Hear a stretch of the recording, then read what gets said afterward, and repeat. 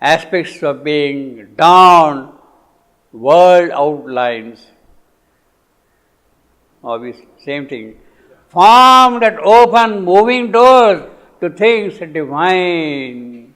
That is what he sees. These forms are actually the doors leading into the divine. Through each form he sees the divine differently. Through each form, each door is showing another face of the divine. The multiplicity of the divine in his glory is what he sees. The form that open moving doors on things divine. Every aspect becomes now divine in its own quality. Quality 1, quality 2, quality 3, quality 4, quality 5. Endless qualities like that, they are showing them. Became familiar to his hourly side, his routine side.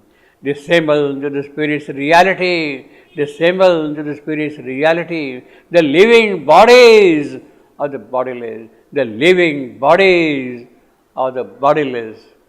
They are having breath now. Another line, the living bodies, I am, spirit of the ball, I am, spirit again. The living bodies, the bodiless, grew near to him. See, they are becoming closer to him now. Although he is in the Satchitananda consciousness, yet they become intimate to him. They become close to him, you see.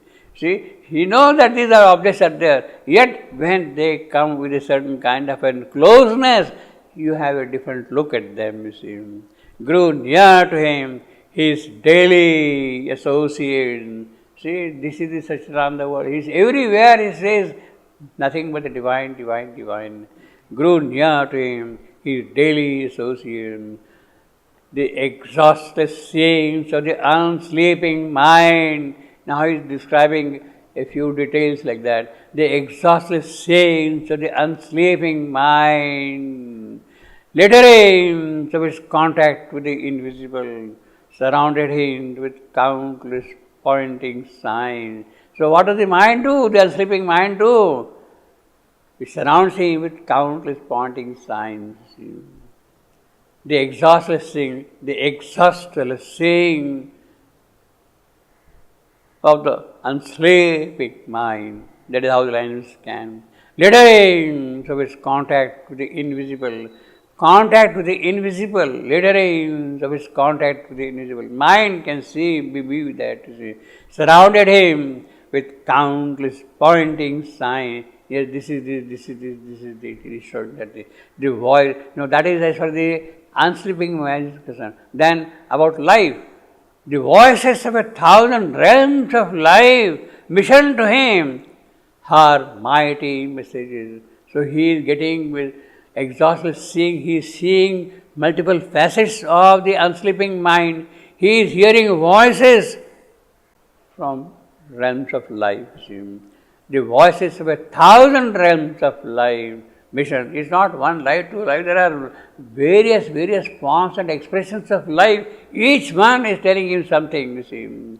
The voices of 1,000 realms of life mission to him her mighty messages, her life. The heaven hand that invade our earthly life. These are the hand of the sleeping mind, of the unsleeping mind, of the realms of life. These are the hand. The heaven hand that invade our earthly life. The dire imagination drained by hell, which if enacted and experienced here, our dull capacities would not cease to feel, or our mortal frailty could not long endure. Our mortal frailty could not long endure, were set in the sublime proportion there.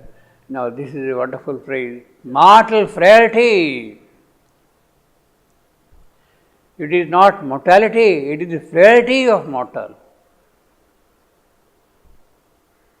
It is frailty of the mortal. The mortal frailty. The frailty is mortal. It is a frailty. Could not long endure, was set in their sublime proportion. So the mortal frailty has now been set in its sublime proportion. What is mortal frailty? It is the mortal frailty in some other place, we see that thing separately. Mortal frailty, we see that thing separately. The body, no? Pardon me? The body. No, mortal frailty is our weakness. Or the weakness. Basically, that is what it means, that our weakness, you see, mortal. But I will see that thing in more detail next time. There is, in fact, the whole description about the phrase mortal frailty appears 3 times in Savitri. We will discuss that thing separately next time. Actually, it is a kind of a delight of existence. You suffer pain, but then in that process what happens? You cannot withdraw. When you are suffering, you sort of recoil from that. You recoil. So that is the instinct within us. That is the mortal frailty. That recoil from pain, that is the mortal frailty. You are not able to go and plunge into that pain fully and experience the joy which is there behind it.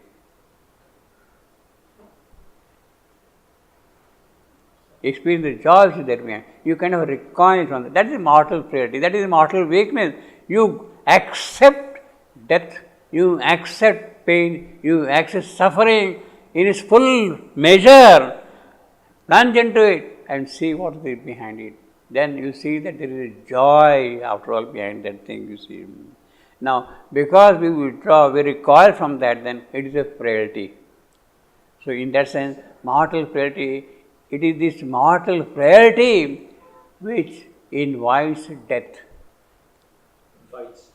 Death, you see. It is mortal frailty which invites death, you see. See, these phrases are very rich, you see. He kind of casually mentioned them here, but they are extremely rich phrases, you see. Were set in a sublime proportion. So, naturally, now you are taking up in the Satchidananda consciousness that mortal frailty, you are withdrawing, recoiling from the greatest pleasure possible by entering into pain.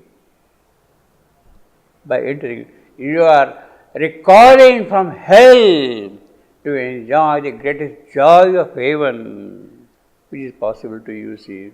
So that is the mortal frailty, you see. That is the mortal frailty. Was set in the sublime proportion. They are lived out in the self-born atmosphere, in there, all those things which are described in the self-born atmosphere. They resume the topmost pitch and native power. Topmost pitch and native power. They are fortifying stresses upon the soul, bit deep into the ground of consciousness. They are biting into the consciousness, ground of consciousness. The passion and the purity are there extreme. You are not able to bear that passion and purity of the extreme because of your mortal frailty, because of your mortal weakness, feebleness. The passion and purity of the extreme, the absoluteness of the single cry, and the sovereign sweetness of his violent poetry, and the sovereign sweetness of violent poetry. You are not able to enjoy the violence of poetry, you see. The sovereign sweetness or violence of poetry, or their beautiful, terrible delight, or their beautiful, terrible delight. See, that is a jugupsa. Recoil is what the Sanskrit phrase called jugupsa. Jugupsa, you withdraw, recoil from things like that. See, there is a great pain and all that thing. You are not able to withstand that thing and recoil without really going beyond that and seeing the pleasure of it. That is a recoil, you see. Now, it is that, the sovereign sweetness, it is that which is lost. The violent poetry, the charm, the turbulence of poetry that is lost. Ah, their beautiful or terrible delight. See, we are only going by sweetness and happiness and all that thing. But that beautiful and terrible, the Kali's face, the Kali's dance in a joy that we are not able to withstand, you see. That is our incapacity. That is the mortal frailty. Kali's terrible dance we cannot withstand, we cannot understand. That is the mortal frailty, you see. And that beautiful and terrible delight, violent poetry. What is violent poetry? The word violent poetry occurs only once in Savitri as a phrase. Only here, violent poetry. But the word poet and plural poets appears a number of times in Savitri. 97.4 poet, the word poet appears 97.4, 106.102, 98.24, 148.44, 157.25, 1, 2, 3, 4, 5. 5 times the word appears there in Savitri. Whereas the word poem appears 4 times in Savitri.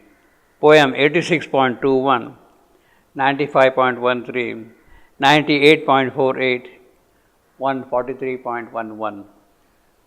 Well, now if you see this, we will not go into those details here now, but if you see in this thing, poet fame, poet and seer, the combination of poet and seer is something unique.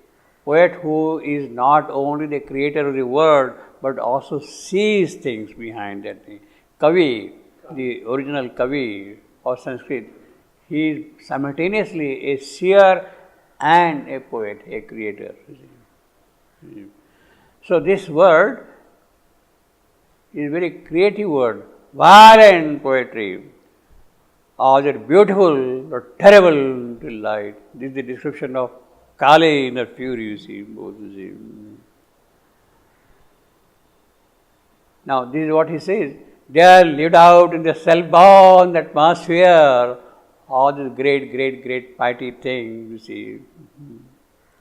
All thought can know. Well, all thought can know, or widest sight perceive, and all that thought and sight can never know. All things occult and rare, remote and strange, were near to heart's contact, felt by spirit sense. So what really counts is spirit sense. What really counts is spirit sense. If you have to know, understand, the true instrument of cognition is the spirit sense. It is the spirit sense. It is the spirit which will understand, which will know, which will see, which will hear, every kind of thing it will know. See. If you are able to really establish that spirit sense, then you are really in the Satchidananda consciousness in a way. See. It happens. All thought can know, or widest sight perceive. Well, these are the extensions possible to the human faculty. Thought can know. All thought and sight can never know. Well, beyond the human capacity, the human destinies may be extended to a large extent, but then there are regions which are totally inaccessible to human thought. Totally.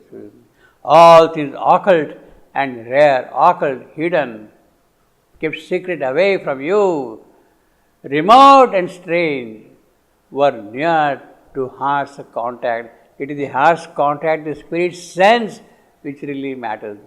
Direct contact with the heart. It is not by the mental faculty, but by the inner soul, by the spirit itself that can be known things.